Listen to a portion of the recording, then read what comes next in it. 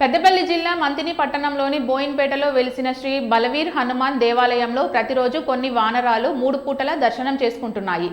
గత నెల నుంచి కొందరు స్వాములు హనుమాన్ దీక్షను చేపట్టి పగలు రాత్రి హనుమాన్ దేవాలయంలో భజనలు, సంకీర్తనలు చేస్తూ సేద తీరుతున్నారు.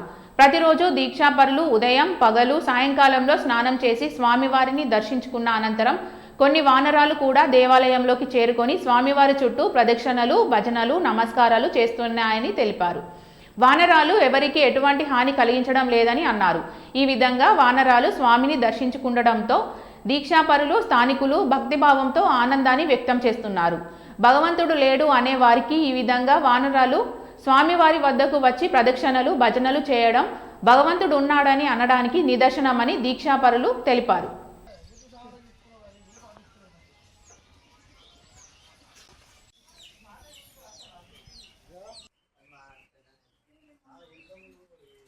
శ్రీరామ జయ రామ జయ జయ రామ ఓం శ్రీరామ జయ రామ జయ జయ రామ ఓం శ్రీరామ హనుమ జయ హనుమ జయ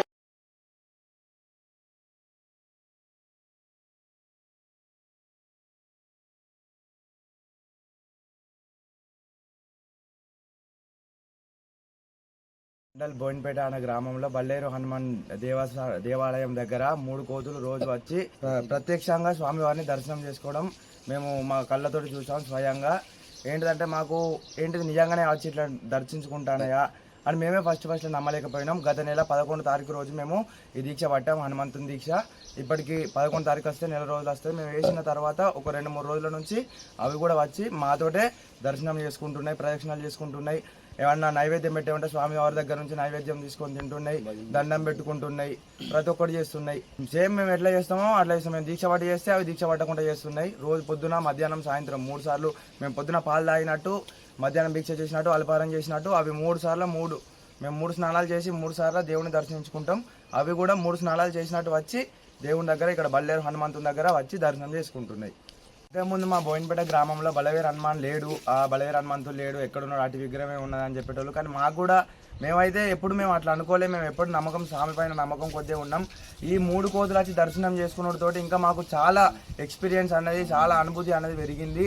బయట ఈ ప్రజలకు, జనాలకు ఎంతమంది స్వాములు అయితే ఉన్నారో అంతమంది బలవీర్ హనుమాన్ లేరనే స్వాములకు కూడా తెలవాలని మేము మనస్ఫూర్తిగా కోరుకుంటున్నాం. ఎన్నటికన్నా ఒక రోజుకు తప్పకుండా తెలుస్తుంది. వచ్చిన భక్తులను ఒక్కరిని కూడా ఇబ్బంది పెట్టడం లేదు. చేతిలో కవర్ ఉన్న సుధా ఏం తీసుకోవడం లేదు. మనం ఇస్తేనే తీసుకుంటున్నాయి కానీ ఇవ్వకుండా తీసుకుంటలేవు.